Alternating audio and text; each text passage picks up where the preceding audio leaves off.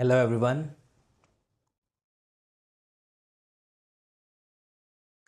Hello. Good evening.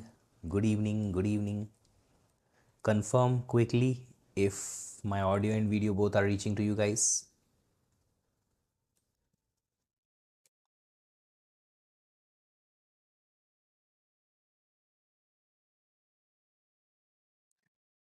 Hello, good evening. Good evening. कैसे हैं आप सब लोग?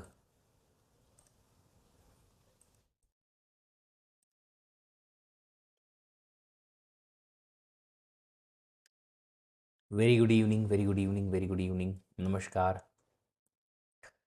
चलिए. ओके. सुनाई दे रहा है आप सब लोगों को? When OS will load in RAM, then it will make pages. जी, बिल्कुल. जब OS लोड होता है तब पेजेस बनाए जाते हैं. Not pages. पेजेस नहीं, फ्रेम्स बेटा. फ्रेम्स बनाई जाती है, नॉट पेजेस.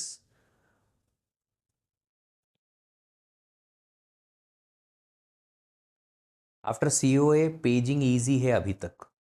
होना भी चाहिए. पेजिंग का पूरा कंसेप्ट में जो ऑर्गेनाइजेशन है उसमें हम काफ़ी सारी चीज़ें जो हैं वो टू पावर एट्सेट्रा का कन्वर्जन से रिलेटेड होती हैं और जो हम COA में काफ़ी हद तक अच्छी प्रैक्टिस कर लेते हैं.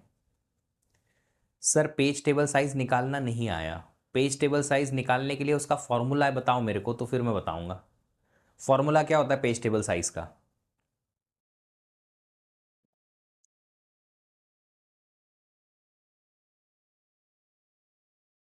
Today is my first class. Mister ज्ञान वर्धन, आप पहले पुरानी रिकॉर्डिंग पढ़ो, तभी फिर आप यहाँ पढ़िएगा. कोई फ़र्क नहीं पड़ेगा, आप अगर आज का क्लास अटेंड कर भी लेंगे तो भी कोई फ़र्क नहीं पड़ेगा.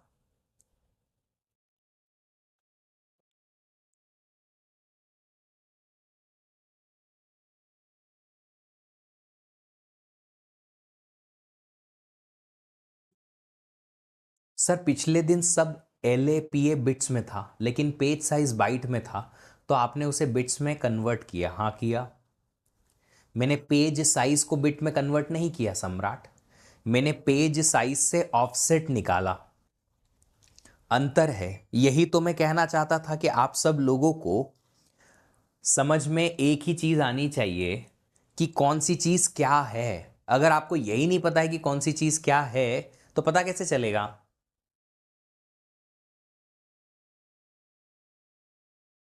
नम number of pages into number of bits in frame. नहीं बेटा जी.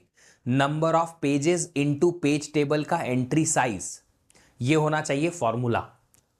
Number of pages into page table का एंट्री साइज.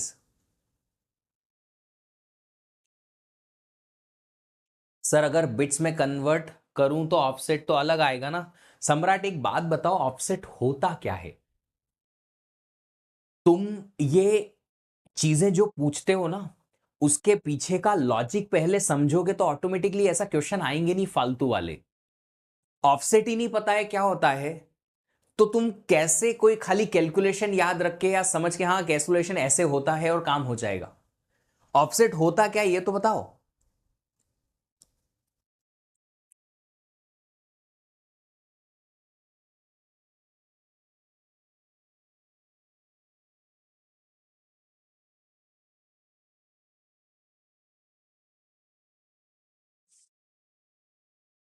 होमवर्क क्वेश्चन तो मैं डिस्कस करूंगा. सेकंड वाली मेथड बहुत अच्छी है, काफी क्वेश्चन सॉल्व हो गए मुझसे. इजी है इसीलिए बताया. सिंक्रोनाइजेशन के PYQ नहीं बन रहे सर, बनने भी नहीं चाहिए. बनने भी नहीं चाहिए. सिंक्रोनाइजेशन के PYQs जो हैं वो 50% भी बन जाएंगे, दैट इज इनफ. 100% क्वेश्चन तो नहीं बन रहे किसी से. लास्ट क्वेश्चन में लॉजिकल एड्रेस स्पेस, बेटा वो लॉजिकल एड्रेस होना चाहिए, स्पेस नहीं.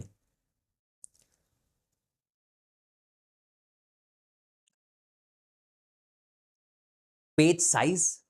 सूरज बाबू, पेज का साइज तो क्वेश्चन में हमेशा मेंशन ही होगा.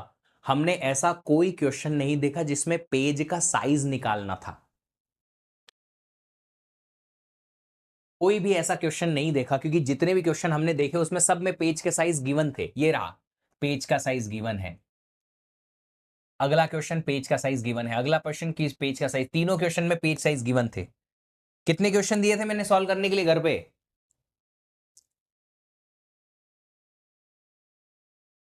सर मतलब पेज साइज अगर बाइट में दिया है एंड बाकी सब बिट्स में, तो पेज साइज को कन्वर्ट नहीं करें? हाय राम। सम्राट बाबू ऐसा है कि जो बाकी बिट में दिया है ना वो लॉजिकल एड्रेस है, दूसरी चीज फिजिकल एड्रेस है, और जो पेज का साइज दे रखा है वो पेज है, कंटेंट, जिसमें कंटेंट हम रखते हैं। ये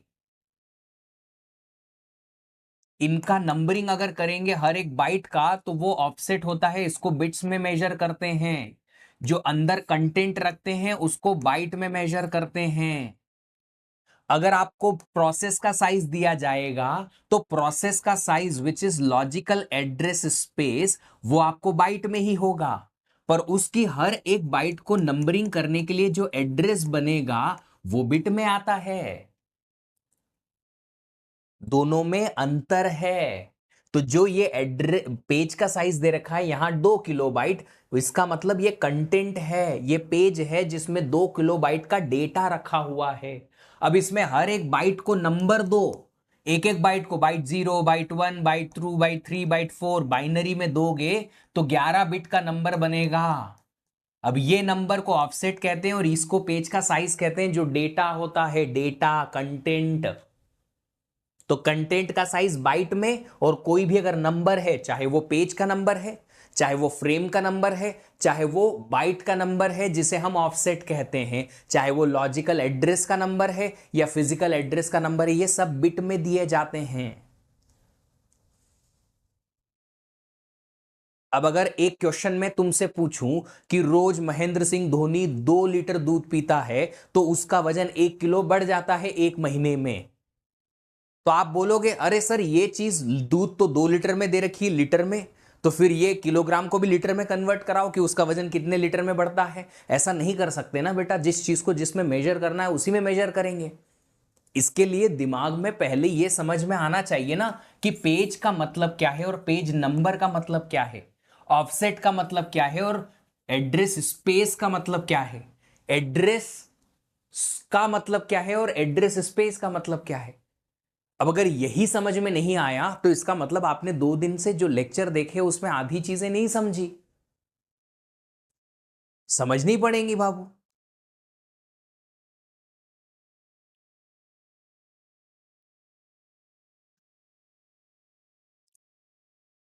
समझो जरा आप, ये क्वेश्चन सॉल्व कर लिया था?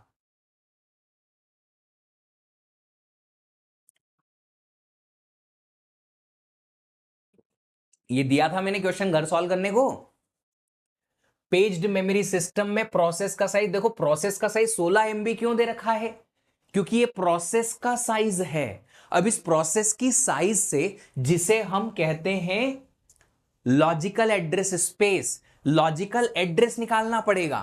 तो यहां 16 MB बाइट जो है इसको 2 की पावर में कन्वर्ट करो, 2 की पावर, ये तो आ जाएगा 4, 16 हो जाएगा 2 की पावर 4, मेगा हो जाएगा 2 की पावर 20, 2 की पावर 24 बाइट।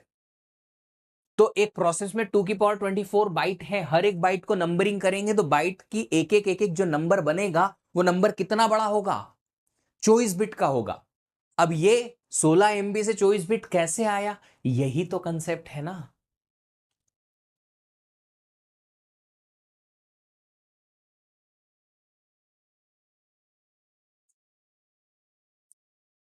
आपका लॉजिकल एड्रेस आना चाहिए 24 बिट का, पी और डी। यहां से इसको 2 की पावर में लिखो, पेज का साइज बाइट में कितना हो जाएगा, 2 की पावर 11 बाइट।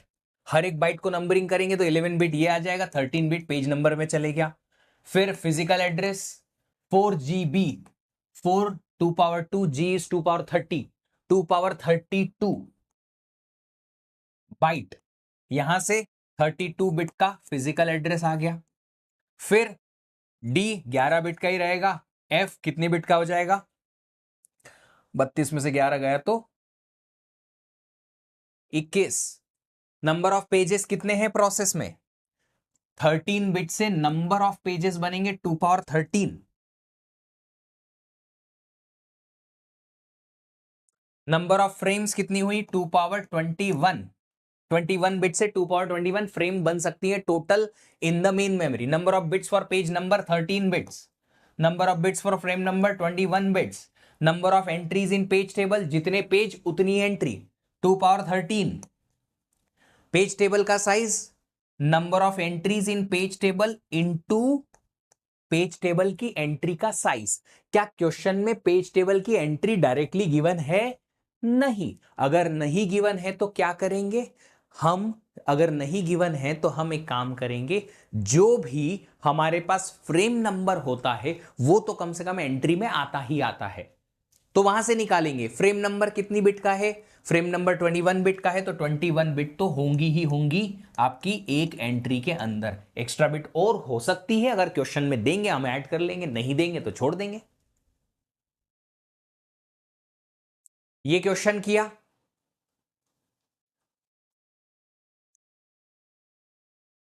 ये प्रैक्टिस के लिए इसलिए दिए थे ताकि तुम सब लोग घर पे जाके आराम से समझ पाए।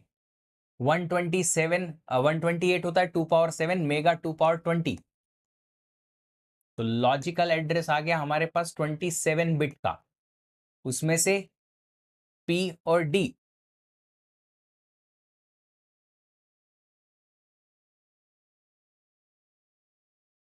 1K 2 पावर 10, 10 बिट यहां आ गई। कितनी बिट बची? 17 बिट पेज नंबरिंग के लिए बची। यहां पे 2GB, 2G इज 2 पावर 31। कैसे? 2 is 2 power 1, G is 2 power 30। बस 31 बिट का फिजिकल एड्रेस, उसमें से 10 इधर गया तो 21 इधर। Number of pages 2 power 17। Number of frames 2 power 21। Number of page number के लिए 17 बिट लगेगा, 21 बिट फ्रेम के लिए लगेगा। एंट्रीज कितनी आएंगी? जितने पेजेस 2 पावर 17। और पेज टेबल का साइज अगेन एंट्री साइज नहीं गिवन है, तो सिर्फ और सिर्फ फ्रेम नंबर से मल्टीप्लाई कर दो, 21 से मल्टीप्लाई कर दो। अब मैं इसको आगे सॉल्व नहीं कर रहा, क्यों? क्योंकि जब तक क्वेश्चन में मुझे क्लियरली बताया नहीं जाएगा कि kilo byte, kilo bit, megabyte, megabit किस में लिखना है इनको, तब तक मैं इसको यहीं छोड़ दे रहा हूं। कंसेप्ट ये है, इसके आगे की चीज तुम सॉल्व कर सकते हो, इतना भरोसा है मेरे को। थोड़ा गणित पढ़े हो, अरे ज्यादा नहीं भी पढ़ा है तो थोड़ा तो पढ़ा है ना गणित। 10th तक तो मैथमेटिक्स पढ़ा होगा, है ना? तो इसके आगे हो जाएगा। सर एल होगा यहां, एल क्या? बेटा ये 128 मेगाबाइट प्रोसेस का साइज है, और प्रोसेस का साइज जो होता है वो है logical address space. Total logical address space हमारे पास 128 मेगाबाइट का है, वहां से हम 27 बिट का लॉजिकल एड्रेस निकाल सकते हैं। Today is your birthday, happy birthday. मेरे बेटे का भी बर्थडे है आज, 7 मंथ बर्थडे है, 7 महीने पूरे हो गए उसको। ये वाला क्वेश्चन अभी देखो, इसमें डायरेक्टली एड्रेस दे रखे हैं, लॉजिकल और फिजिकल एड्रेस। अब तो ये तो और ही आसान था यार, इसमें तो कुछ और करना भी नहीं था ज्यादा। डायरेक्टली गिवन है लॉजिकल एड्रेस 25 बिट का है, पी और डी में कन्वर्ट करा दो या डिवाइड कर दो।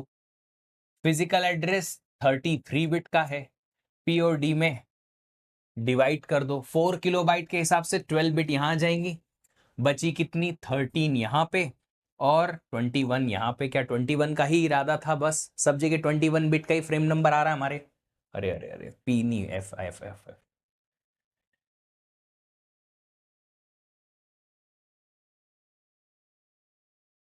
Number of pages 2 power 13, number of frames 2 power 21। 13 bit page number के लिए, 21 बिट फ्रेम नंबर के लिए। Number of entries 2 power 13। Page table का size 2 power 13 into 21 bits. Similar kind of 3-4 question जो हैं इसीलिए दिए हैं ताकि आपको प्रैक्टिस हो जाए।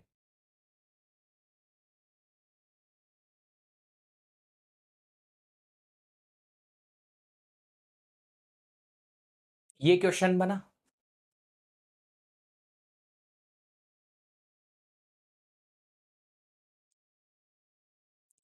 ऑफ कोर्स ये क्वेश्चन अलग है। चलो, जिससे क्वेश्चन बन गया है बहुत अच्छी बात है, आंसर आ गया है बहुत अच्छी बात है। नहीं आया है तो समझो इस क्वेश्चन को हम अटेम्प्ट कैसे करेंगे। जब इस टाइप के क्वेश्चंस आते हैं, दो चीजें हमें ध्यान रखनी है। बहुत सारे लोगों को अप्रोच फाइंड आउट करके सॉल्व करने में थोड़ा टाइम लग जाता है, आंसर आ जाता है। बहुत सारे लोगों का आंसर भी नहीं आता है। दोनों के लिए मैं बताऊंगा कि जब मुझे कोई नया क्वेश्चन दिखता है तो मैं अटेम्प्ट कैसे करता हूं। क्योंकि जब तक क्वेश्चन अटेम्प्ट करने की कला नहीं आएगी, आपसे गेट नहीं निकलेगी। कुछ भी कर लो, कितनी ही बात पढ़ लो, आप चाहे 10 साल तक पढ़ा भी लो गेट, कोई फर्क नहीं पड़ रहा है। आपको नॉलेज इतना हो जाएगा एक एक चीज का, सारे पीवाई क्यों रट जाएंगे, फिर भी नया क्वेश्चन नहीं बनेगा। क्यों? क्योंकि आप में नया क्वेश्चन सॉल्व करने की कला नहीं आई है।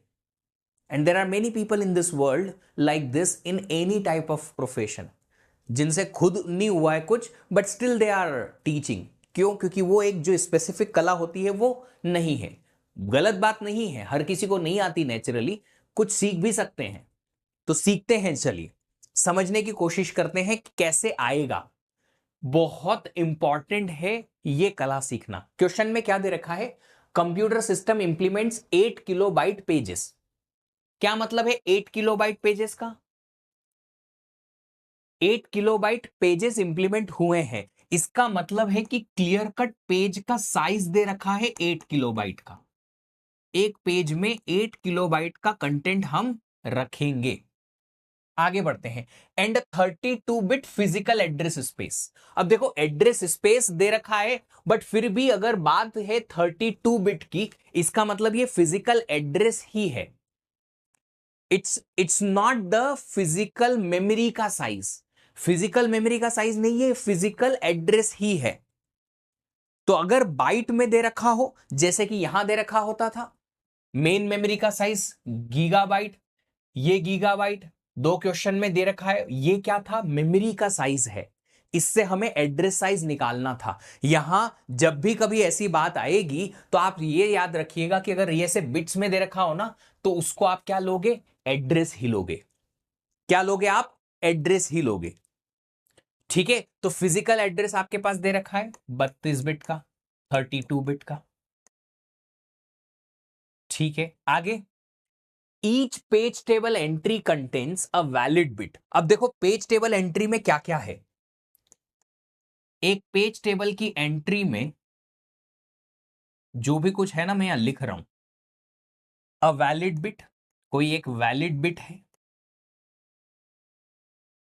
और वन डर्टी बिट। अब ये डर्टी बिट वैलिड बिट क्या है मैं बाद में बताऊंगा आप लोगों को आराम से, जब इसका टाइम आएगा।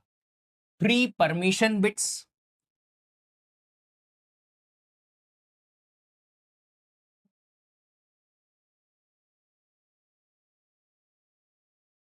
देखो यहां परमिशन के लिए बिट होती है, हमारे यहां परमिशन के लिए फ्लाइंग चप्पल आती है ना। And the translation. ये वर्ड बताओ ये क्या है?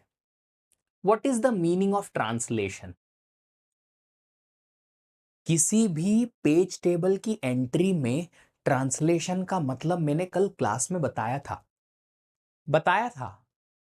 यही ऐसी छोटी छोटी चीजें हैं जो आप भूलो और आपके 2 मार्क गए। और ऐसे हर सब्जेक्ट के, हर टॉपिक के, हर कंसेप्ट में कहीं छोटी छोटी ऐसे हिडन कंसेप्ट्स रहेंगे जो आप भूलते जाओगे। जैसे जैसे आप बढ़ते जाओगे आगे, पीछे पीछे वो भूलते जाओगे। क्यों? क्योंकि उतना डिटेल्ड वाला रिवीजन नहीं हुआ है। ट्रांसलेशन का मतलब है फ्रेम नंबर। मैंने कल बताया था फ्रेम नंबर, फ्रेम नंबर। सहायक घोष डी प्लस एक्स्ट्रा बिट्स। वाह, आप सबसे पहले तो सब लोग सहायक के लिए ताली बजाओ। मैं चाहता हूं सब लोग ताली, बिल्कुल ताली बजाओ। बहुत शानदार सहायक, एक नंबर बात करी। डी आपने डायरेक्ट लिख दिया पेज टेबल की एंट्री में। ट्रांसलेशन का मतलब होता है फ्रेम नंबर। डी कब से आने लगा रे? मुझे लगा मैं ही थका हुआ हूं आज। फिर सायक का ये ऐसे मैसेज देखा तो मुझे लगा ओहो, हैं और भी लोग हैं जिन्होंने मतलब लेवल इतना ऊपर कर रखा है।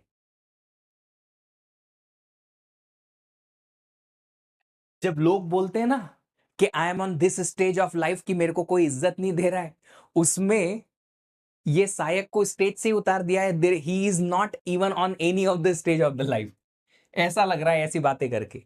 ये ट्रांसलेशन का मतलब है फ्रेम नंबर, कि जब पेज टेबल में आप जाते हो तो सबसे पहली जो इंपॉर्टेंट चीज है वो क्या है, फ्रेम नंबर, ताकि लॉजिकल एड्रेस फिजिकल एड्रेस पे कन्वर्ट हो पाए, ट्रांसलेट हो पाए। और उसके अलावा एक्स्ट्रा बिट्स, तो ये 1, 2 और 3, 5 टोटल एक्स्ट्रा बिट्स हैं apart from the frame number, जो कि सबसे इंपॉर्टेंट है। समझो अभी, if the maximum size of page table is 24 megabyte, ओहो, इस बारी कुछ और ही दे रखा है, पेज टेबल की साइज दे रखी है, पेज टेबल की साइज दे रखी है कितनी, 24 mega bytes. The length of logical address supported by system is, logical address पूछा है। अब देखो, जितने भी हमने क्वेश्चन सॉल्व किए हैं, जितने भी हमने क्वेश्चन सॉल्व किए हैं, उसमें से ऐसा कोई क्वेश्चन हमने नहीं देखा। अगर ऐसा कभी आता है ना, तो मैं शुरुआत करता हूं इस बात से, तुमको चाहिए क्या। सबसे पहले क्वेश्चन यही पूछा जाता है, तुमको चाहिए क्या। तो इस क्वेश्चन से पूछो तुमको चाहिए क्या, ये बोलता है सर लॉजिकल एड्रेस चाहिए। ठीक है, हम बना देते हैं लॉजिकल एड्रेस। तो लॉजिकल एड्रेस के जितने भी क्वेश्चन हम सॉल्व करते हैं, हम लॉजिकल एड्रेस का ये फॉर्मेट याद रखते हैं कि लॉजिकल एड्रेस हमने यहां पे यूज किया था, ये है लॉजिकल एड्रेस जो इसको चाहिए। ठीक है, अब जो इसको लॉजिकल एड्रेस चाहिए, उसमें हमें दो चीजें मिलती हैं, एक होता है पेज नंबर और एक होता है ऑफसेट डी। ठीक है, लॉजिकल एड्रेस जो चाहिएगा, हम क्या कर रहे हैं, क्वेश्चन को सॉल्व करने की कला क्या देख रहे हैं, इसको जो चाहिए लॉजिकल एड्रेस, उसका कोई फॉर्मूला या फॉर्मेट है। हाँ है, फॉर्मूला या फॉर्मेट है जो इन इंफॉर्मेशन से रिलेटेड है। ऐसी इंफॉर्मेशन के लिए हमने हर बार लॉजिकल एड्रेस का फॉर्मेट बनाया है। ठीक है, ये बनाया है हर बारी, तो हमने इस बारी भी बना लिया। पी और डी मिले। पी क्या होता है, page number, page number, number of pages given, नहीं। पेज नंबर पता है डायरेक्टली, नहीं। डी, डी इज ऑफसेट, कहां से निकलता है, पेज की साइज से। पेज की साइज गिवन, हाँ गिवन है, पेज की साइज तो है, पेज की size 8 kilobyte, 8 kilobyte, 8 is 2 power 3, kilo 2 power 10, total 2 power 13, 2 power 13 byte के लिए यहां से हमें डी की वैल्यू 13 बिट निकल जाएगी। तो डी आ गया 13। अब बचा अकेला पी। पी कहां से निकाले, अब हमें यह देखना है कि पी हमें गिवन इंफॉर्मेशन से निकल सकता है क्या। अगर डायरेक्टली पी गिवन नहीं है तो हमें निकालना पड़ेगा, तो हम निकालेंगे। अब निकालेंगे कैसे, उन्हीं इंफॉर्मेशन से ना जो हमें दे रखी है। तो हम गिवन इंफॉर्मेशन को एक बार जज करेंगे। गिवन इंफॉर्मेशन में क्या है, पेज टेबल की एंट्री का साइज है और पेज टेबल का साइज है। ठीक है, और फिजिकल एड्रेस भी है हमारे पास। तो क्या हमें इन तीनों में कहीं ना कहीं पेज नंबर या नंबर ऑफ पेजेस पी की जरूरत पड़ती है, हाँ पड़ती है। कैसे, अब ये देखो, हाँ पड़ती है कैसे दिमाग में आया, क्योंकि कंसेप्ट इधर छपे हुए हैं। कंसेप्ट जो है ना इधर छपे हुए हैं और तुरंत निकल के आते हैं जब भी जरूरत पड़ती है। पर ये सर ये कैसे होगा, ये याद रखने पड़ेंगे, इसके लिए रिवीजन चाहिए मल्टीपल। कि जैसे ही मैं ये देखूं कि P चाहिए मुझे, इनमें से कौन सी ऐसी इंफॉर्मेशन है जिससे P कनेक्टेड है, पेज नंबर कनेक्टेड है। ये पेज टेबल की साइज में हम P यूज करते हैं, नंबर ऑफ पेजेस का पॉइंट बनता है। पेज टेबल की साइज में number of pages into page table की एंट्री साइज होती है सर। तो हम क्या करेंगे, पेज टेबल की साइज का फॉर्मूला लिखेंगे। तो पेज टेबल की साइज का फॉर्मूला अगर हम लिखेंगे, पेज टेबल साइज, तो हम लिखेंगे नंबर ऑफ पेजेस इनटू एक पेज टेबल की एंट्री का साइज। ठीक है, पेज टेबल की साइज डायरेक्टली क्वेश्चन में मेंशन है 24 मेगाबाइट्स।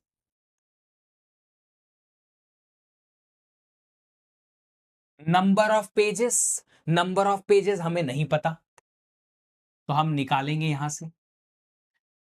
एक एंट्री में क्या क्या होता है, एक एंट्री में ये सब है। एक वैलिड बिट है, एक डर्टी बिट है, 3 परमिशन, ये 5 एक्स्ट्रा बिट हो गई, और फ्रेम नंबर। अब मुझे फ्रेम नंबर भी नहीं पता, तो पहले फ्रेम नंबर निकालना पड़ेगा कि फ्रेम नंबर कितनी बिट का। ओके, तो एक काम करते हैं, ये पा बनाते हैं, ला निकालना है, पा तो दे रखा है, क्या है हमारे पास पा 32 बिट का।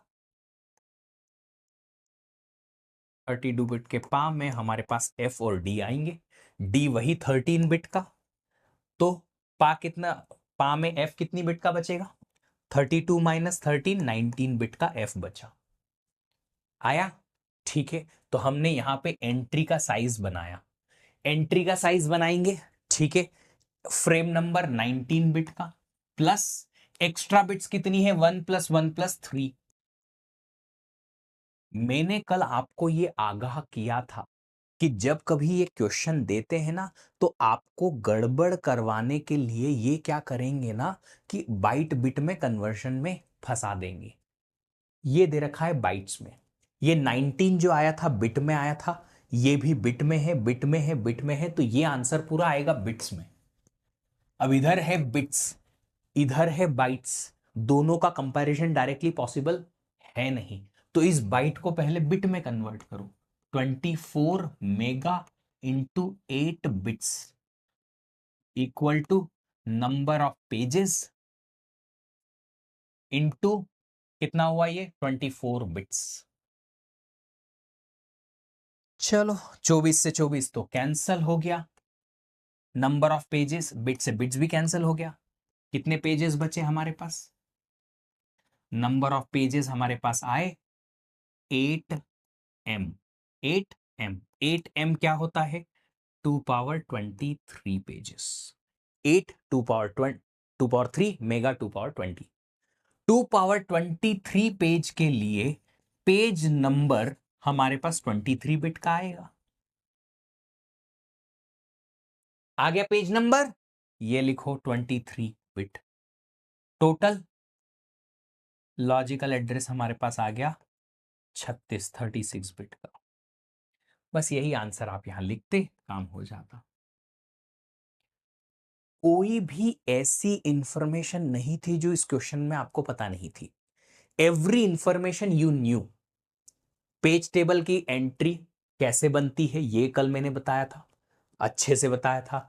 पेज टेबल की साइज का फॉर्मूला लिखवाया था।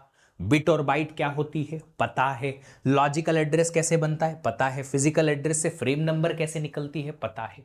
ओनली थिंग इज कि अप्रोच कैसे करना है, कि ये इंफॉर्मेशन दे रखी है तो ये निकालना है। इंफॉर्मेशन पता है, अगर मैं क्वेश्चन पूछूंगा ये क्या होता है बता दोगे, ये क्या होता है बता दोगे। ऑफ कोर्स कुछ सहायक जैसे लोग होंगे जो मिक्स मसाला कर देंगे, बट स्टिल इंफॉर्मेशन करेक्ट पता रहती है, बट उसे यूज करना कहां है, यही तो सबसे इंपॉर्टेंट बात है।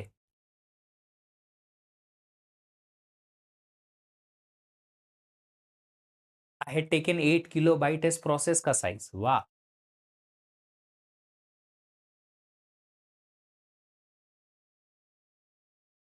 रिवीजन के साथ में हमें प्रैक्टिस की जरूरत भी है।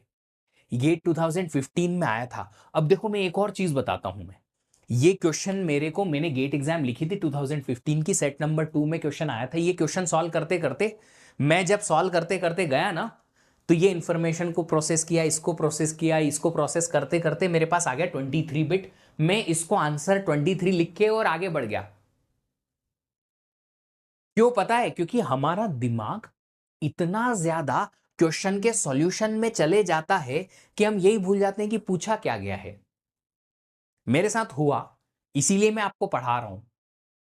मेरे साथ हुआ था ऐसा, इसलिए मैं आपको पढ़ा रहा हूं कि जब मैं क्वेश्चन सॉल्व करके आगे बढ़ा, मैं क्वेश्चन सॉल्व करने में इतना मशगूल, इतना ज्यादा इन्वॉल्व हो गया कि मेरे को यही नहीं पता था कि आंसर में पेज नंबर पूछा है कि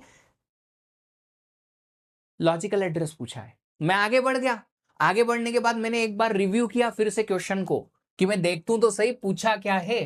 पूछा लॉजिकल एड्रेस है, हमने क्या भर दिया है यहां पे 23, गलत कर दिया या, तो वापस क्या करो, ये करो। तो ये जब आप टेस्ट लिखते हो ना, तो उसमें इस चीज की आदत बनाओ। जो भी वीकली टेस्ट लिखते हो ना, कोई भी न्यूमेरिकल टाइप का क्वेश्चन आप सॉल्व करते हो, कोई भी क्वेश्चन आप सॉल्व करते हो तो जब भी एक आंसर टिक करो उसके पहले फिर से क्वेश्चन को देखो और देखो कि जो उन्होंने पूछा है वही मैं निकाल के लाया हूं या कुछ और निकाल दिया मैंने। एक बार फिर से वेरीफाई करो, हार्डली 3 सेकेंड लगेंगे। क्या पूछा है यार, यहां पे लॉजिकल एड्रेस, मैंने क्या निकाल दिया है, पेज नंबर। बस इतना आप चेक कर लोगे ना, आपकी आधी से ज्यादा जो सिली मिस्टेक्स की वजह से गलत आंसर आते हैं ना, वो सुधर जाएंगे, आपके टेस्ट में मार्क्स ऑटोमेटिकली इंप्रूव हो जाएंगे।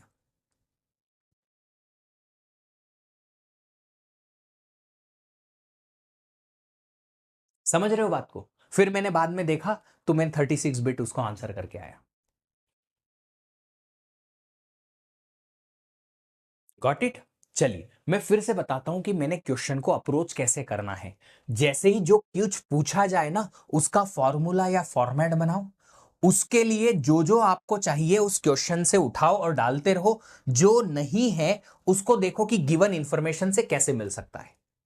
बॉटम टू अप अप्रोच इसे बोलते हैं, कि आप सबसे पहले ये चीज देखो कि आपको चाहिए क्या, उसका फॉर्मूला या फॉर्मेट लिख लो और उसके बेसिस पे फिर उल्टा जाओ कि इसको कहां से लाएंगे और इसको कहां से लाएंगे, rather than using these information. क्योंकि इन इंफॉर्मेशन से तो आप 4-5 टाइप के 10 टाइप के क्वेश्चन सॉल्व कर सकते हो, इससे बहुत कुछ निकाल सकते हो, इनसे भी बहुत कुछ निकाल सकते हो, पर पूछा ये है। तो आप इन सारी इंफॉर्मेशन को कलेक्ट करके एक स्ट्रेट एक तरफ आगे बढ़ो, रादर देन उल्टा चलो। एक सिंगल स्टेप में आंसर आएगा। सर फाइनली लगता है निशु को मिल रहा है, बहुत अच्छी बात है। सर मैं जब टेस्ट देता हूं जोश में क्वेश्चन को फास्ट करने की कोशिश करता हूं, गलत हो जाता है। प्रैक्टिस बेटा, प्रैक्टिस से ऑटोमेटिकली क्वेश्चन ज़्यादा भी जल्दी सॉल्व होंगे और ऊपर से सही भी होंगे। अभी एक्यूरेसी पे ध्यान दो। As of now you will have to concentrate on accuracy, कि आंसर सही आए। स्पीड बढ़ाने में बाद में ध्यान रखेंगे। It is exactly same as जब मैंने अपनी ड्राइविंग सीखी थी। मैं करीबन 15-20 दिन तक ड्राइव कर रहा था कार को अपने सेकंड थर्ड गियर में, पूरी सिटी घुमा दी मैंने, थर्ड गियर से ऊपर ही नहीं गया अपनी गाड़ी को लेके। मैनुअल गियर्स थे कार में, 5 गियर लगते हैं, पर मैं तीसरे गियर से ऊपर गया ही नहीं। क्यों? पहले एक्यूरेसी पे ध्यान दो कि हाँ मैं एक्यूरेटली गाड़ी चलाना सीख जाऊं, स्पीड ऑटोमेटिकली आ जाएगी स्लोली स्लोली, प्रैक्टिस करते करते। Sir 8 kilobyte pages means number of pages. यार बाइट में नंबर ऑफ पेजेस कैसे आ सकते हैं? आप बताओ, number of students are 2 bytes और 2 किलोबाइट, ऐसी कभी बात होगी? I am giving you chocolates equal to 2 kilobyte. आप ये भी तो देखो कि जिस चीज को आप मेजर करने की कोशिश करते हो उसको किस में मेजर करोगे। कल से दूध लेने जाओगे, बोलो 1 मीटर का दूध दे दो, वो बोलेगा किलोग्राम चाहिए, लीटर चाहिए, क्या चाहिए? नहीं नहीं, मीटर में ही चाहिए, सेंटीमीटर में दे दोगे तो और अच्छा लगेगा, है ना? आपने कहा था आपके पास कार नहीं है, हाँ मेरे पास कार नहीं है, मैं किसी और की कार चलाता हूं। कार सीखना वाली बात बोली मैंने, कार सीखने वाली बात बोली मैंने, कार लेने वाली बात नहीं बोली। मेरे पास, मैंने कहा मेरे पास कार नहीं है, I don't O a car, अपने नाम की कार नहीं है। तुम समझते ही नहीं हो। चलो अब बात करते हैं पेजिंग के कंसेप्ट के बारे में, कि हमने पेज टेबल पढ़ लिया, हाँ जी। हमने देखा कि लॉजिकल एड्रेस आएगा, प्रोसेस आई, प्रोसेस को हमने पेजेस में डिवाइड कर दिया। फिर इन पेजेस को आप मेन मेमोरी में रखने जाओगे, तो यहां पे मेन मेमोरी में, फिजिकल मेमोरी में आपके पास फ्रेम्स हैं, इन फ्रेम्स पे आप पेजेस रखोगे। कौन सा पेज कहां रखा हुआ है उसके लिए आप रखते हो पेज टेबल।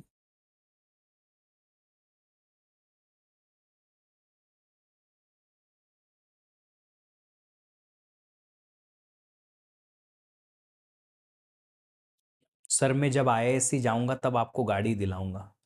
दोनों ही चीजें मेरे को बहुत दूर तक नजर नहीं आ रही हैं अभी तो, ना आपका आईआईएससी जाना, ना मेरा गाड़ी खरीदना। और रही बात गाड़ी की, तो I can take car today only. कोई भी कार तुम दुनिया की एक हाथ लगाओ, वो आज भी खरीद सकता हूं मैं। मेरे को चाहिए नहीं, क्योंकि कहीं जाना नहीं। और कार है घर में, फैमिली कार है मेरे पास, अपनी खुद की नहीं है, वाइफ के नाम पे है। चलो अपना अपनी किस्मत बनाते हैं। है ना?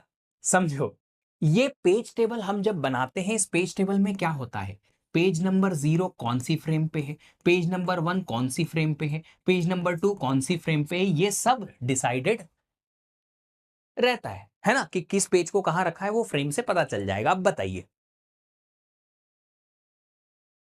है ना?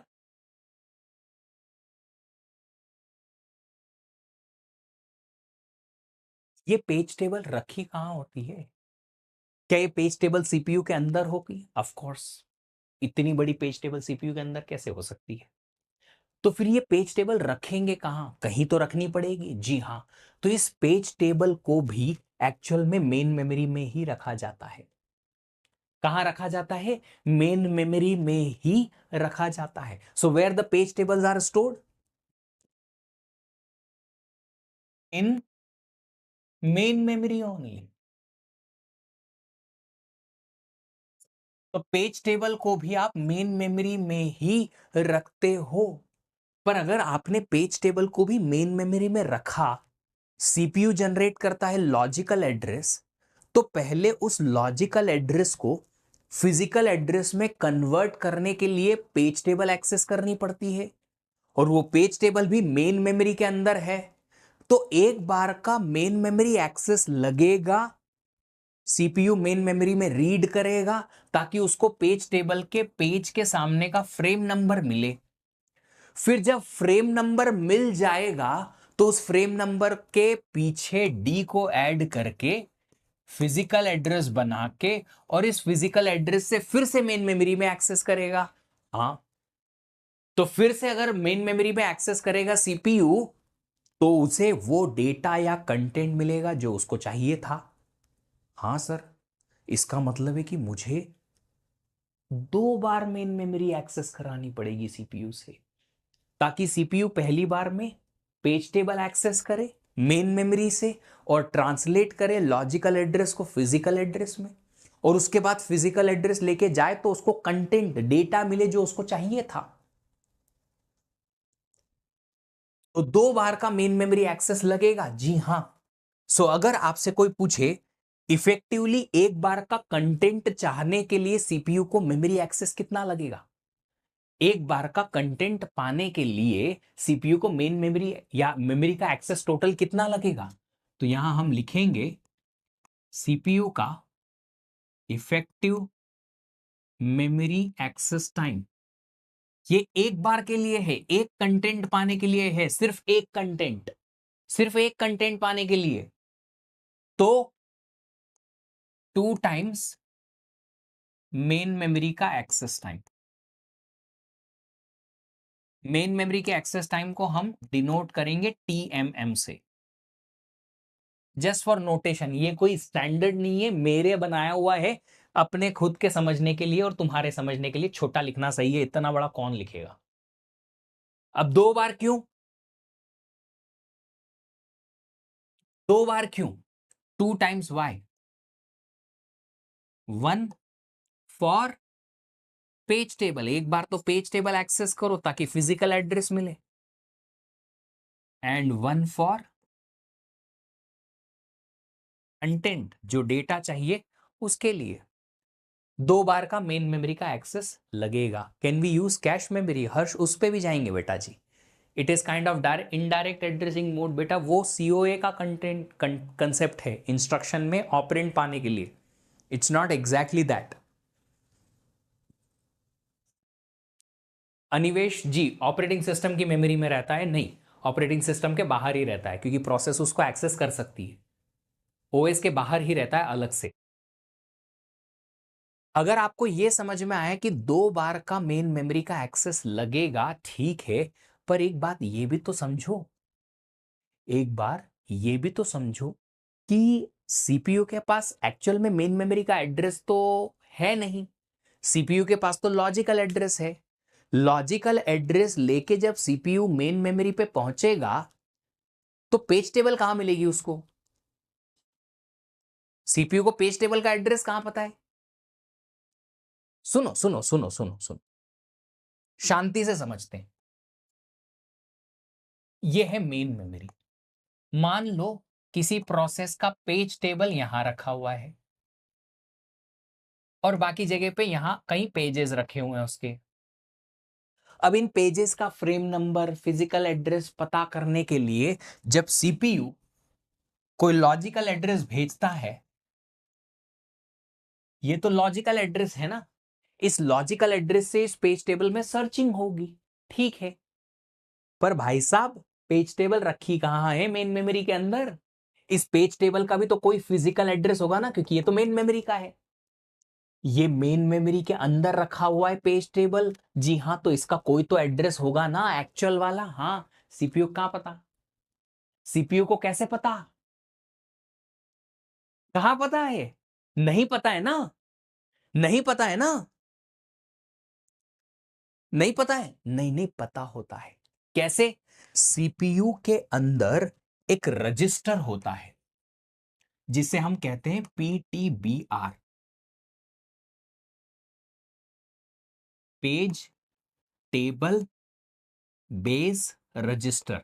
जब आप सीपीयू और सीपीयू रजिस्टर्स पढ़ोगे तो वहां पे ना दो कैटेगरी आती है रजिस्टर्स की। सीपीयू के अंदर छोटे छोटे रजिस्टर्स होते हैं जो प्रोसेस एग्जीक्यूशन में सीपीयू की मदद करते हैं, ताकि प्रोसेस एग्जीक्यूट करते करते, प्रोग्राम एग्जीक्यूट करते करते कोई भी कंटेंट सीपीयू के अंदर रखना है छोटा छोटा तो वो रख सके। इनमें रजिस्टर की दो कैटेगरी बनती है, एक जनरल पर्पस और एक special purpose. Special purpose registers हम जब पढ़ते हैं, प्रोग्राम काउंटर आता है, स्टेटस रजिस्टर आता है, स्टैक पॉइंटर आता है, बहुत सारे आते हैं, सीओए में पढ़ोगे। उस कैटेगरी में एक रजिस्टर ये भी आता है, पीटीबीआर।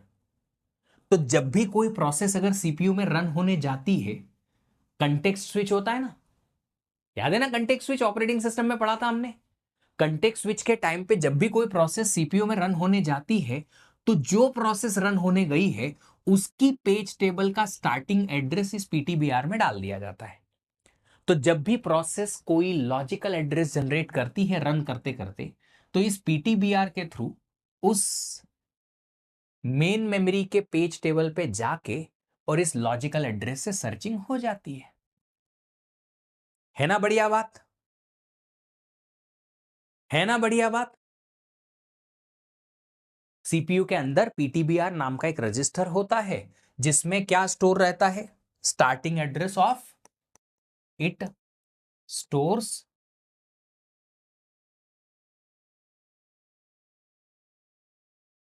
Starting address of page table of current running process.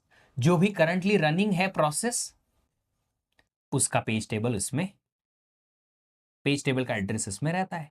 अगर प्रोसेस स्विच हो गई, नई प्रोसेस आई, तो क्या होगा? कोई दूसरी प्रोसेस आएगी तो दूसरी प्रोसेस का पेज टेबल का एड्रेस यहां आ जाएगा, कहीं और रखी होगी वो। ऐसे it's a special purpose register बेटा, this is special purpose register, ठीक है। तो पेज टेबल का एड्रेस कैसे पता चलता है सीपीयू को? इस पीटीबीआर के थ्रू। तो पेज टेबल बेस रजिस्टर एक स्पेशल पर्पस रजिस्टर है सीपीयू के अंदर, जहां पे पेज टेबल का स्टार्टिंग एड्रेस रहता है सीपीयू के पास। तो जैसे ही लॉजिकल एड्रेस जनरेट हुआ, सीपीयू इस बेस एड्रेस, इस स्टार्टिंग एड्रेस पे जाएगा, वहां से लॉजिकल एड्रेस सर्च करेगा, फ्रेम नंबर मिलेगा, फिर फ्रेम नंबर को लेके डी को ऐड करके वापस से इधर जाएगा, किधर? मेन मेमोरी में। तो फिर क्या मिलेगा? कंटेंट मिलेगा। बट अगर मेन मेमोरी में फ्रेम्स में डिवाइडेड है तो पेज टेबल को एक फ्रेम में स्टोर करना पड़ेगा ना? नहीं जी, मैंने ऐसा नहीं कहा कि पेज टेबल को हमने फ्रेम में डिवाइड किया है। पेज टेबल पूरी एक साथ रखी हुई है मेन मेमोरी के अंदर, उसको फ्रेम में डिवाइड नहीं किया है। अभी तक तो जो कंसेप्ट पढ़ाया है उसमें ऐसा मैंने नहीं कहा कि हमने उसको फ्रेम में डिवाइड किया है। पेज टेबल पूरी एक साथ ही रखी है एक जगह पे। Sir is this register different from 7 special purpose register? हाँ जी अभिषेक जी, वो जो स्पेशल पर्पस रजिस्टर हमने पढ़े थे सीओए में, वो बेसिक वाले हैं जो हर सिस्टम में रहते हैं। ये वाला स्पेशल है। अगर आपने पेजिंग का कंसेप्ट का सपोर्ट चाहिए सीपीयू से, तो फिर पीटीबीआर भी एक नया स्पेशल पर्पस रजिस्टर आता है। ऐसे बहुत सारे स्पेशल पर्पस रजिस्टर्स आते हैं अलग अलग पर्पस के लिए, जैसे जैसे कॉम्प्लेक्स सीपीयू बढ़ता जाएगा। सर क्या पीटीबीआर का एड्रेस पीसी में आता है? किसने कहा पीसी में आता है? बेटा प्रोग्राम काउंटर में इंस्ट्रक्शन का एड्रेस आता है, पीसी जो है उसमें इंस्ट्रक्शन नेक्स्ट इंस्ट्रक्शन का एड्रेस है ना। यहाँ पे पीटीबीआर में इंस्ट्रक्शन का एड्रेस नहीं है, पेज टेबल का एड्रेस है। पीसीबी प्रोग्राम काउंटर में आप पीटीबीआर का एड्रेस नहीं रखोगे, ये अलग है, एक रजिस्टर है सीपीयू के अंदर प्रोग्राम काउंटर के अलावा। प्रोग्राम काउंटर अलग है, ये अलग है, दोनों का पर्पस अलग है। How many addresses can this PTBR store in it? Shivansh, हमको क्यों मल्टीपल एड्रेस रखने की जरूरत पड़ेगी?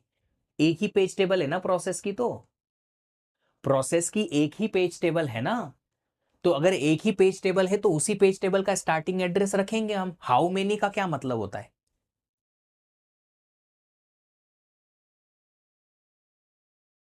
सर तो सारी प्रोसेसेस की पेज टेबल साथ में एक ही जगह रहेगी, ऐसा नहीं, ऐसा तो नहीं कहा मैंने कि सारी प्रोसेसेस की पेज टेबल एक जगह एक साथ रहेगी। मैंने कहा सिर्फ इतना कि एक प्रोसेस की जो पेज टेबल है वो एक साथ रखेंगे, दूसरी प्रोसेस की पेज टेबल जहां भी रहे मेमोरी में वो पूरी एक साथ रहेगी, उसको हम फ्रेम में डिवाइड नहीं कर रहे अभी। Sir only read only access to the process and read write for kernel. Anivesh समझी नहीं बात मैंने। सारी प्रोसेसेस की पेज टेबल साथ में रहेगी मेमोरी में, क्यों? सारे प्रोसेस की पेज टेबल कहीं भी हो सकती है, मुझे उससे मतलब नहीं है। मैं सिर्फ ये कह रहा हूं कि पेज टेबल जो है वो एक साथ पूरी की पूरी रखी रहेगी जहां भी जगह हो।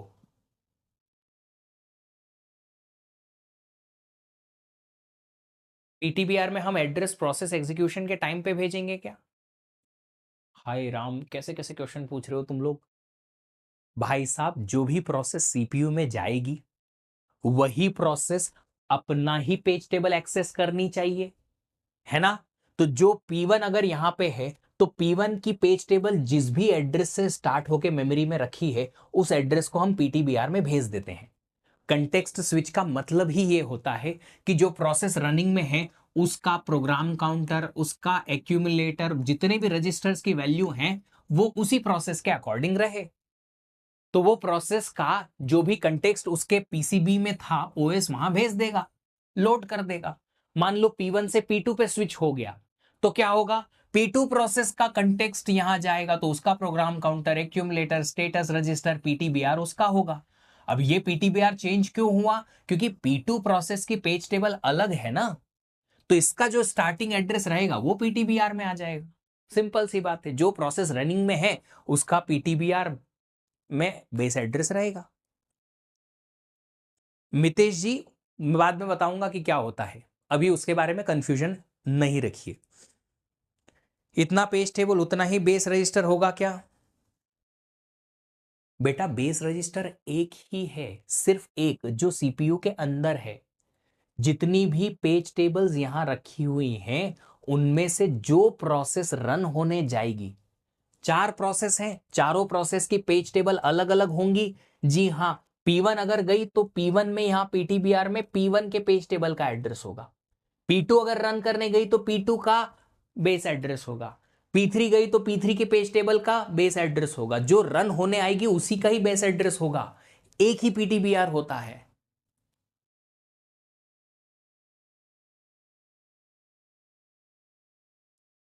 सर सबको कितन मुझे नहीं होते, अच्छी बात है बेटा। मल्टीपल पीटीबीआर पॉसिबल, फिर अगेन यही बात, मल्टीपल पीटीबीआर क्यों रखूंगा मैं? एक ही, यार एक सीपीयू में कितनी प्रोसेस रन कर सकते हो, ये तुम लोगों ने इस चीज को पढ़ा ही नहीं। It stores starting address of PT, page table of current running process. एक टाइम पे सीपीयू में कितनी रनिंग प्रोसेस हो सकती है? एक से ज्यादा रह सकती है एक ही सीपीयू के अंदर। फिर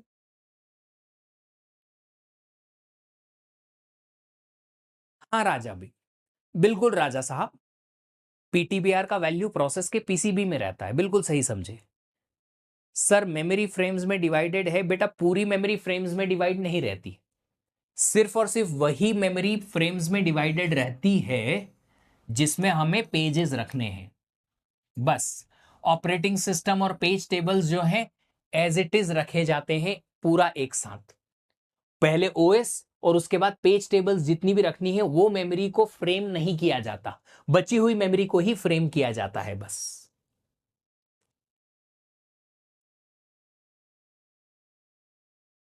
चलो, अभी अगर आपको ये चीज समझ में आई है कि पेज टेबल को एक्सेस करने के लिए हमें एक मेन मेमोरी का एक्सेस लगेगा, क्योंकि पेज टेबल भी मेन मेमोरी में है, फिर फिजिकल एड्रेस मिला तो वापस से कंटेंट को एक्सेस करने के लिए एक बार और मेन मेमोरी का एक्सेस लगा, तब जाके हमें कंटेंट मिलेगा। तो इफेक्टिवली एक बार के मेमोरी एक्सेस के लिए मुझे 2 बार मेन मेमोरी पे जाना पड़ेगा। अब यहां पे एक स्पेशल केस आता है। स्पेशल केस मतलब हमेशा ट्रू नहीं है, स्पेशल केस में ही स्पेशल केस बनेगा।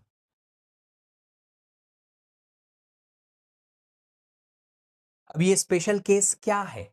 स्पेशल केस है कि अगर आपकी प्रोसेस बहुत छोटी है, मान लो प्रोसेस में 1-2 पेजेस ही हैं, बहुत छोटी प्रोसेस है, 1-2 पेजेस हैं, और उन 1-2 पेजेस की पेज टेबल की एंट्री बहुत छोटी है, पेज टेबल बहुत ही छोटा सा है।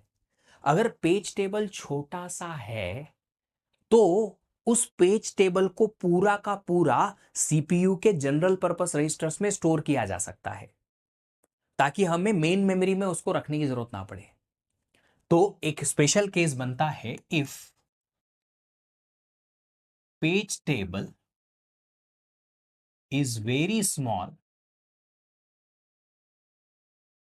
And kept in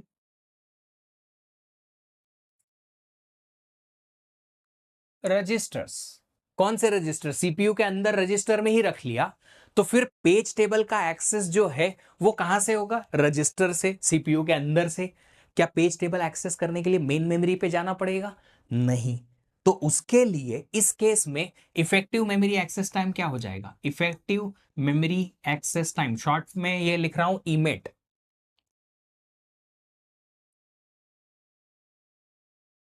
effective memory access time जो रहेगा वो एक बार का मेन मेमोरी का एक्सेस टाइम बनेगा। क्यों? Page table access time is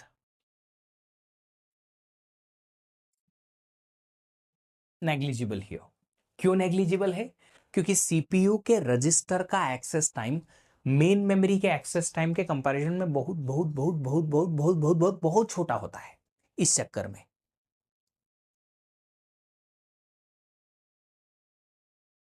OS mysterious नहीं है बेटा, ओएस बहुत वास्ट है और हर चीज आपको यहां समझाई नहीं जा सकती, इसलिए उतनी क्लैरिटी आती नहीं है। तो एक बार का रजिस्टर एक्सेस टाइम प्लस एक बार का main memory access time, but register का एक्सेस जो है मल्टी प्रोसेसिंग के लिए पीटीबीआर मल्टीपल होगा। हाँ जी बेटा जी, पर मल्टी प्रोसेसिंग सिस्टम हम पढ़ते ही नहीं क्योंकि सिलेबस में है नहीं।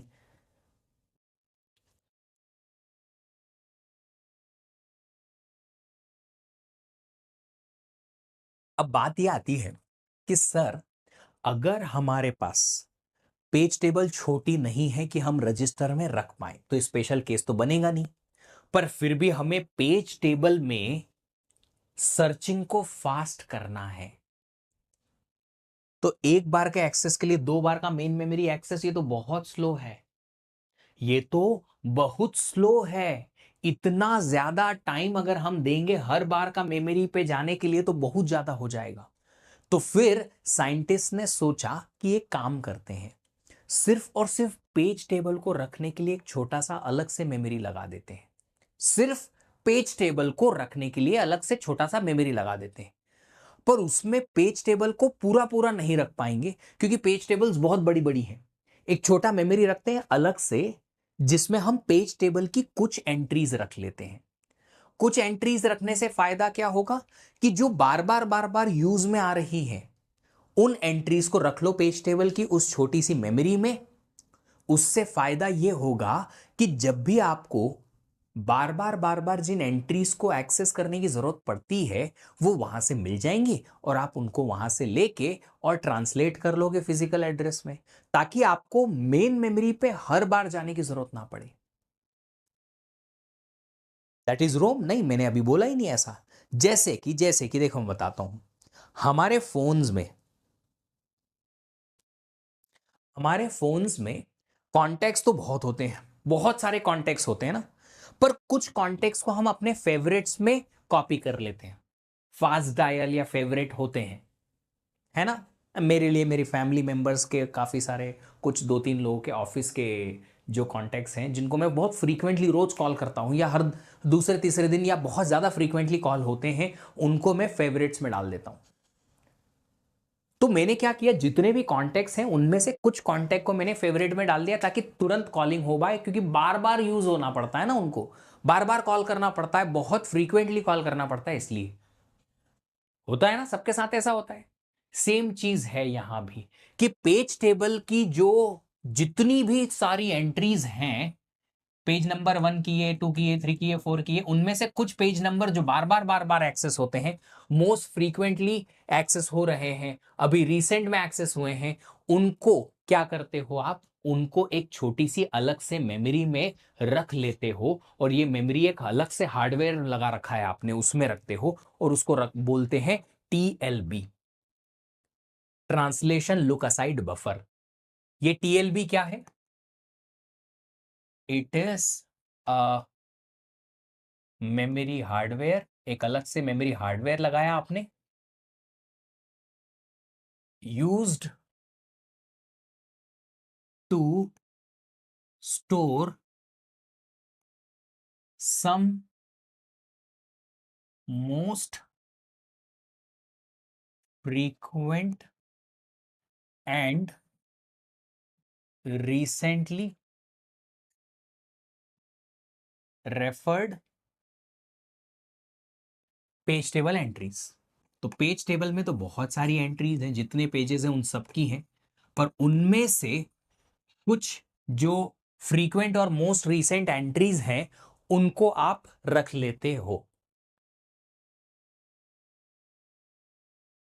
ये बहुत फास्ट होती है, it is very fast memory,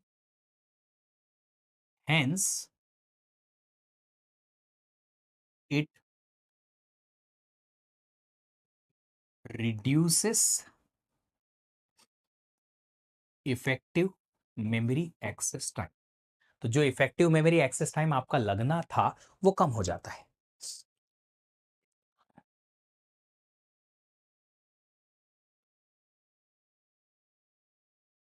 बराबर विष्णु सिम्हा जी, बराबर सही समझे। तो आप ना ये अलग से एक हार्डवेयर लगाते हो, इस हार्डवेयर में आप क्या रखोगे, जो फ्रीक्वेंटली और recently referred page table entries हैं उनको रख लेते हो। उससे क्या होगा, पेज टेबल जो है वो उसका एक्सेस आपको मेन मेमोरी से बार बार करने की जरूरत नहीं पड़ेगी। बट आप बताइए, जब भी आपको किसी को कॉल करना पड़ेगा, टीएलबी और कैश का हार्डवेयर सेम है? नहीं बेटा, अलग अलग होता है। हार्डवेयर मतलब कि चिप की अगर बात कर रहे हो तो डिपेंड करता है कि आप टीएलबी किस हार्डवेयर से इंप्लीमेंट करना चाहते हो। आप टीएलबी को एस रैम से भी इंप्लीमेंट कर सकते हो, टीएलबी को एसोसिएटिव मेमोरी से भी इंप्लीमेंट कर सकते हो। दोनों टाइप की मेमोरीज का हार्डवेयर हम सीओए में पढ़ते हैं। हाँ जी, तो मैं क्या कह रहा हूं कि अगर आप अपने फोन कॉन्टेक्स्ट में देखोगे तो जब भी आपको कॉल करना होता है तो क्या हर बार जिसको आपको कॉल करना है उसका नंबर आपके फेवरेट्स में मिल जाता है क्या? नहीं, नहीं मिलता ना, फेवरेट्स में नहीं मिलता, नहीं मिलता ना, रीसेंट कॉल लॉग्स में भी नहीं मिलता, तो आपको कॉन्टेक्स्ट में सर्च करना पड़ता है, थोड़ा सा तो टाइम लगता है ना। यस, उनका नाम लिखोगे, सर्च करोगे, ढूंढोगे कितने नाम है, हो सकता है अंकित नाम के, शुभम नाम के 5-6 ऐसे नाम होंगे जो आपके क्लास में 10-12 लोगों के होंगे, एक जैसे होते हैं, बहुत सारे होते हैं। मेरी क्लास में 5-6 अंकित थे, मेरी जूनियर बैच में 8 शुभम थे, रहते हैं इतने सारे सेम टू सेम नाम। तो आप क्या करोगे, उसमें सर्च करोगे, बट ये सर्च तो तब करोगे ना जब आपको आपके कॉल लॉग्स में या फेवरेट में वो कॉन्टेक्ट मिला नहीं। मोस्ट ऑफ द टाइम तो मिल जाएगा, बट अगर नहीं मिला तो आपको कॉन्टेक्ट में सर्च करना पड़ेगा। सेम चीज यहां भी है कि आपका जब लॉजिकल एड्रेस जनरेट होता है तो उस लॉजिकल एड्रेस का जो पेज टेबल का एंट्री है, उस पेज टेबल की एंट्री को आप पहले टीएलबी में ढूंढने की कोशिश करते हो।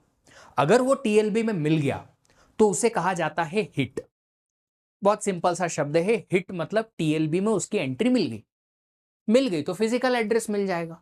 फिजिकल एड्रेस अगर मिल गया तो उस फिजिकल एड्रेस को लेके मेन मेमोरी पे जाओ, कंटेंट मिल जाएगा। पर अगर आपने टीएलबी में सर्च किया और पा नहीं मिले, पा मतलब फिजिकल एड्रेस नहीं मिला, क्यों?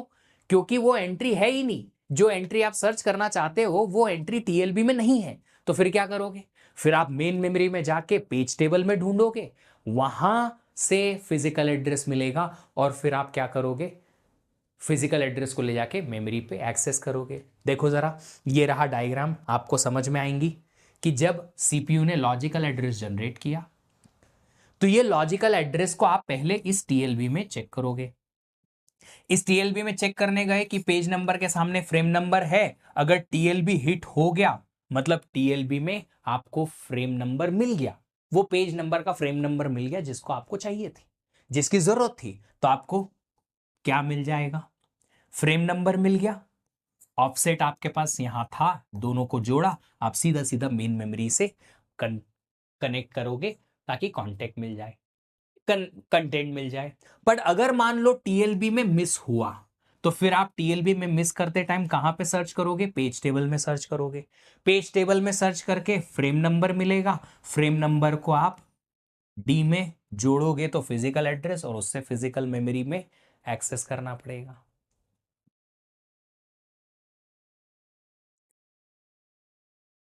ठीक है, अब सुनिए जरा, बड़ा सिंपल सा यहां पे फंडा है। फंडा क्या है देखिएगा जरा। तो अब मैं जो आपके सामने लिखने जा रहा हूं वो कंसेप्चुअल है कि सीपीयू ने जनरेट किया लॉजिकल एड्रेस। पहले लॉजिकल एड्रेस से किस में सर्च करोगे, टीएलबी में। दो केस बनेंगे, टीएलबी में या तो हिट होगा या मिस होगा, है ना। अगर टीएलबी में हिट हो गया, टीएलबी हिट मतलब कि जो लॉजिकल एड्रेस चाहिए था मुझे, वो लॉजिकल एड्रेस का फिजिकल एड्रेस मुझे टीएलबी में मिल चुका है। तो अगर हिट हुआ है तो यहीं से आपको सीधे सीधे क्या मिलेगा, पाम मिल जाएंगे, फिजिकल एड्रेस। इस फिजिकल एड्रेस से आप क्या करोगे, मेमोरी एक्सेस करोगे, main memory, and get the content. शानदार। पर अगर आपको यहां पे मिस हुआ है, अगर आपको यहां पे मिस हुआ है, कहां पे, टीएलबी में मिस हुआ है, तो आप क्या करोगे, पहले आप एक्सेस करो पेज टेबल। कहां से, फ्रॉम मेन मेमोरी। तो आपने मेन मेमोरी में पेज टेबल एक्सेस की क्योंकि अभी तक पा नहीं मिले थे। तब आपको क्या मिलेगा, पा मिलेंगे। फिर पा मिले के कहां जाओगे, फिर से वापस से मेन मेमोरी एक्सेस होगी, एंड गेट द कंटेंट, आपको कंटेंट मिल जाएगा। Page table is in main memory ना, वही तो लिखा है देखो, पेज टेबल मेन मेमोरी में ही है, पर वो डायग्राम ऐसा बना रखा है कि पेज टेबल में सर्च किया, खाली समझने के लिए।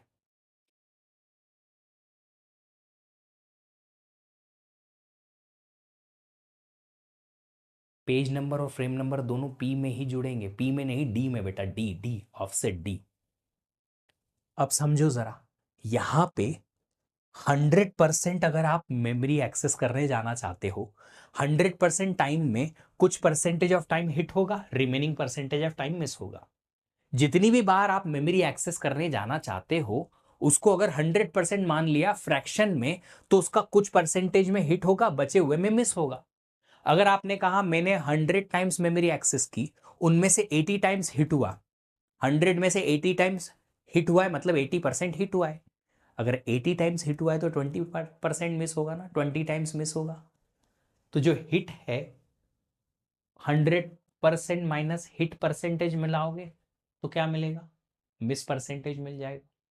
तो 100 का आपने दो फ्रैक्शन कर दिया। अगर आप फ्रैक्शन में देखते हो तो कुछ फ्रैक्शन में आपको ये मिलेगा, कुछ में ये मिलेगा। अब इसमें क्या है देखो, इस केस में आपको एक्सेस टाइम में क्या क्या मिलेगा। जब आपने पहली बार लॉजिकल एड्रेस से टीएलबी में सर्च किया तो एक बार का टीएलबी को आपको एक्सेस करना पड़ेगा, उसका टाइम लगेगा। टीएलबी को एक्सेस करने में टाइम लगेगा, यस लगेगा। उसके बाद फिजिकल एड्रेस मिल गया तो एक बार का मेन मेमोरी एक्सेस करना पड़ेगा ताकि कंटेंट मिल जाए। ये जो ग्रीन में लिखा है देखो, मिस होने के बाद जो एड्रेस मिला है मेन मेमोरी से, वो टीएलबी में भी स्टोर होगा, जरूरी नहीं, होना चाहिए या नहीं होना चाहिए ये अलग केस है। सर स्टार्ट में पेज टेबल एक्सेस कर रहे हैं तो मिस हो रहा था। अगर पेज मेन मेमोरी में प्रेजेंट ना हो तो ऐसा तो कुछ केस मैंने अभी तक तो बताया नहीं कि पेज मेन मेमोरी में है ही नहीं। ये क्लियर है कि जब टीएलबी में हिट होगा उस केस में टीएलबी का सर्च टाइम लगा ताकि फिजिकल एड्रेस मिल गया, मेन मेमोरी का एक्सेस टाइम लगा ताकि कंटेंट मिल गया। अब मिस के टाइम पे क्या होगा? जब मिस होगा तब कितना टाइम लगेगा? मिस का केस अलग से लिख लेते हैं। पहले तो टीएलबी में सर्च किया तो उसका एक्सेस टाइम लगा, फिर पता चला मिस हो गया टीएलबी, तो फिर उसके बाद आपने एक बार का मेन मेमोरी एक्सेस किया पेज टेबल के लिए, व्हाइट कलर में लिखा है देखो मैंने, फिर फिजिकल एड्रेस मिला और एक बार का और मेन मेमोरी एक्सेस किया ताकि कंटेंट मिल गया। एक बार का टीएलबी एक्सेस, मिस मिला, main memory access for page table, physical address मिला, फिर मेन मेमोरी एक्सेस, कंटेंट मिला।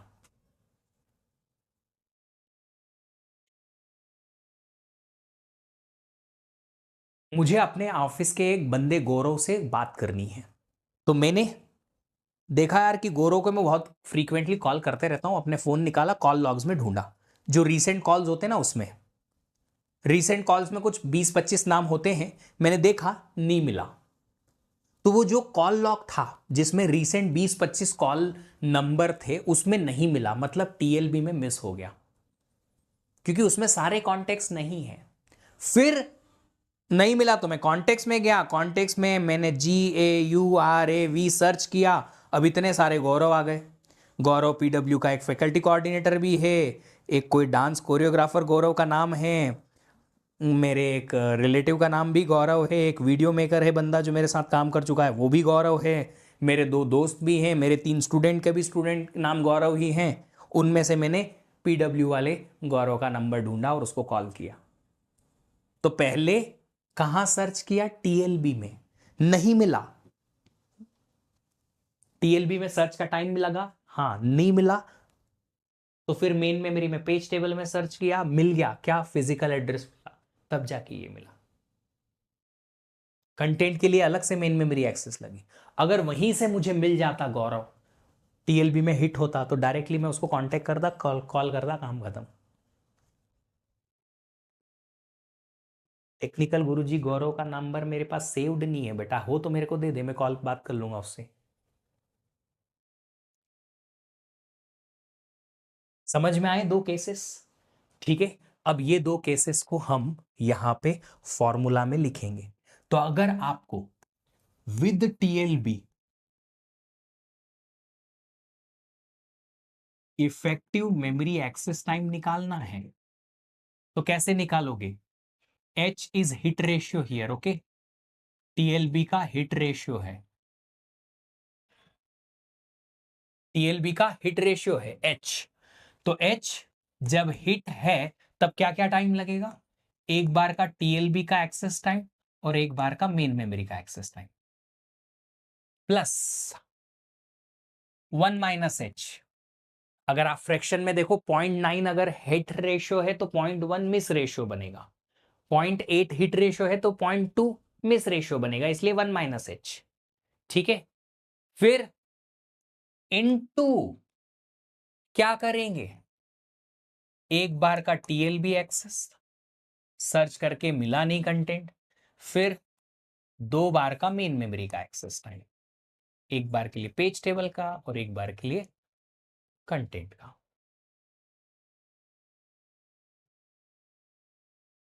एक्सेस टाइम सर्च टाइम एक ही है, यहां पे एक ही है बेटा, यहां एक ही है।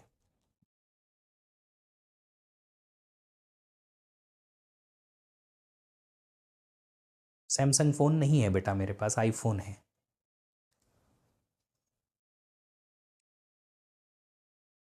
अरे डायरेक्ट भी लिख दोगे ट्वाइस ऑफ टीएमएम तो भी चलेगा।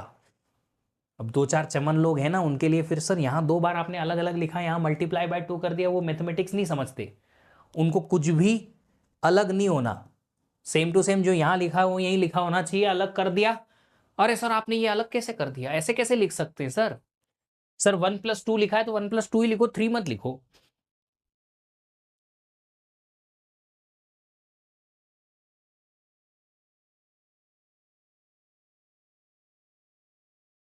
सर यहाँ कैश कंसीडर नहीं करते, अभी बेटा कैश का भी कंसेप्ट आएगा, वो भी देखेंगे.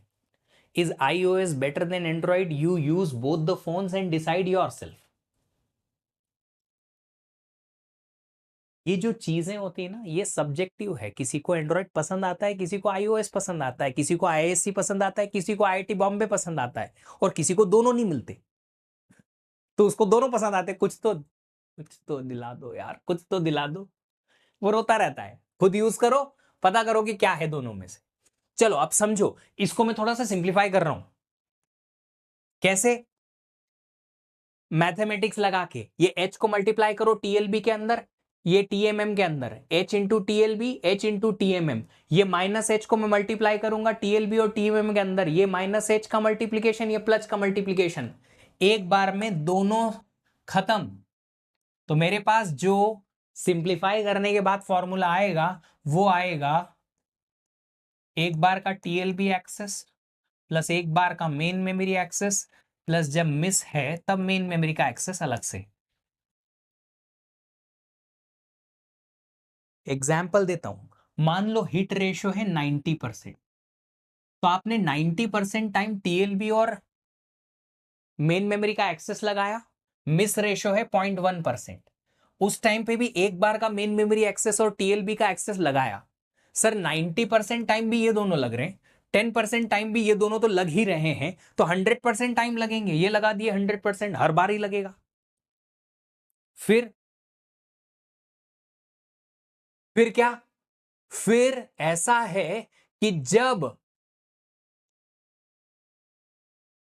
10% टाइम मिस होगा, तब मेन मेमोरी का एक्सेस टाइम अलग से लगेगा. ये लगा दिया और अलग से.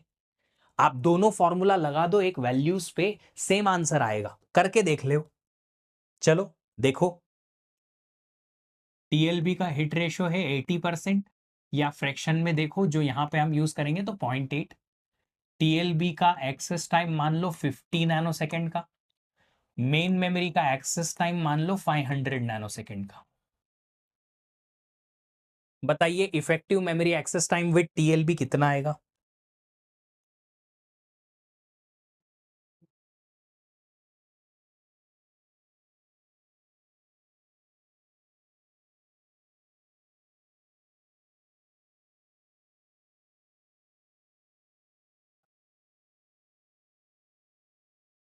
निकालो जरा. चलाने पड़ रहे हैं. ये 20,000 का फोन कहां से लाए रे तुम? ये जो 20,000 का फोन है तुम्हारे हाथ में, ये कहां से लाए? किसने दिलाया? तुमने कमाया? अगर ये तुमने कमाया है तो I am happy with that, okay fine. But अगर तुमने नहीं कमाया है तो उसकी भी इज्जत करो यार. एक तो तुम्हारे पेरेंट्स तुमको 20,000 रुपए दे के और फोन दिला रहे हैं. मेरे को तो वो भी नहीं दिलाया था. मेरे को अपना पहला फोन तब मिला था जब मैंने गेट निकाली थी, ऑल इंडिया रैंक ये. उसके बाद पिताजी ने बोला था हाँ बेटा जी अब तुमको फोन दिला सकते हो.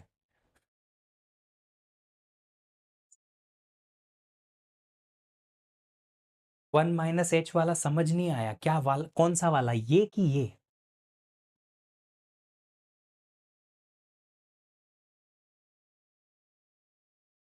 जब टीएलबी में हिट नहीं होगा तो मिस होगा. कुछ तो होगा. टीएलबी में जब हिट नहीं होगा तो मिस होगा. H is hit ratio, 1 - h miss ratio.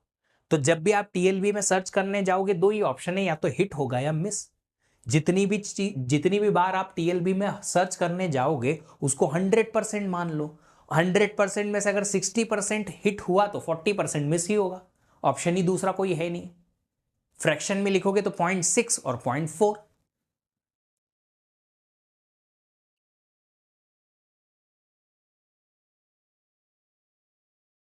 क्या आया आंसर? विद टीएलबी क्या इफेक्टिव मेमोरी एक्सेस टाइम आया? एक बार का ये और ये तो लगेगा ही लगेगा. 1 - h 0.2 टाइम्स मेन मेमोरी का एक्सेस टाइम अलग से 500, 100, 650 नैनो सेकेंड. आया? With TLB 650 nano second, without TLB कितना आएगा? अगर आप टीएलबी ना लगाओ तो इफेक्टिव मेमोरी एक्सेस टाइम कितना होता है? 2 टाइम्स मेन मेमोरी का एक्सेस टाइम, 1000 नैनो सेकेंड। अब देखो, अगर आप टीएलबी नहीं लगाओगे तो एक बार का कंटेंट एक्सेस करने के लिए 1000 नैनो सेकेंड लगेगा। टीएलबी लगा दिया जिसका हिट रेशियो 80% भी है, विच इज क्वाइट नॉर्मल, 90% तक होता है वैसे तो, 650 नैनो सेकेंड, कितना टाइम कम कम हो गया देखो। टाइम कम हुआ मतलब कि ऑफकोर्स स्पीड बढ़ेगी।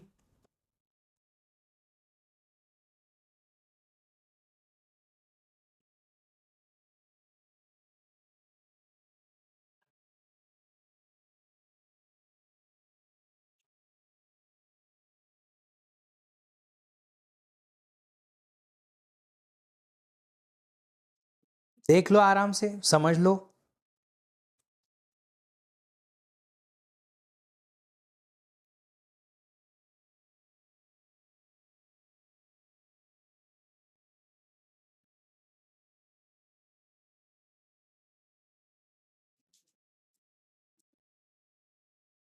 स्पीड अप भी कैलकुलेट कर सकते हैं, नहीं करना है वैसे तो, पर कर सकते हैं। क्वेश्चंस में कभी पीटीबीआर फेच करने का टाइम डेटा अलग से दे सकते हैं क्या? नहीं बेटा, पीटीबीआर हमेशा रजिस्टर है। सीपीयू के अंदर जो भी रजिस्टर्स हैं उनका एक्सेस टाइम बहुत नेग्लिजिबल होता है। ये अगर यहाँ मेन मेमोरी का एक्सेस टाइम 500 नैनो सेकेंड लिखा हुआ है तो रजिस्टर का एक्सेस टाइम होगा 0.001 नैनो सेकेंड। अब उसको ऐड भी करोगे तो बहुत ज़्यादा डिफरेंस आएगा नहीं, इसीलिए नेग्लिजिबल है। क्या ये बात समझ में आई? अब तुम एक काम करो, अगर तुमको इस क्वेश्चन, इस पर्टिकुलर फॉर्मूला और इस फॉर्मूला में डिफरेंस समझ नहीं आया तो ये वाला फॉर्मूला लगा के देख लो, सेम वैल्यूज पे। 0.8 times 50 plus 500, 0.2 times 50 plus twice of 500 लगा के देखो, आपको 650 ही आएगा। Hit ratio is small then effective memory access time, performance better with TLB. बेटा हिट रेशियो स्मॉल होता नहीं है, इसीलिए हम टीएलबी यूज करते हैं ताकि हम हिट रेशियो अच्छा रख के और अच्छा परफॉर्मेंस कर पाए।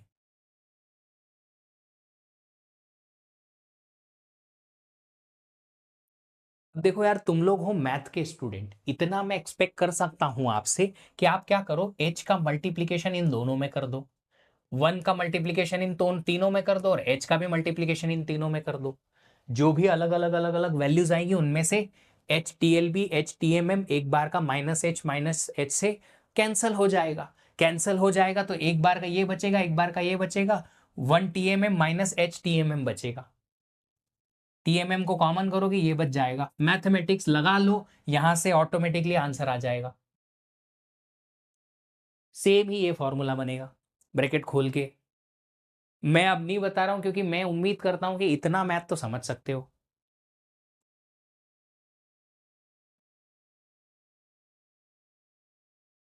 चलिए, नेक्स्ट कंसेप्ट है कि ये टीएलबी की जो एंट्रीज हैं वो स्टोर कैसे होती हैं।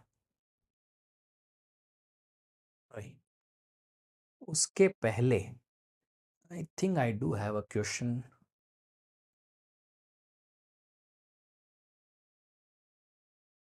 नहीं,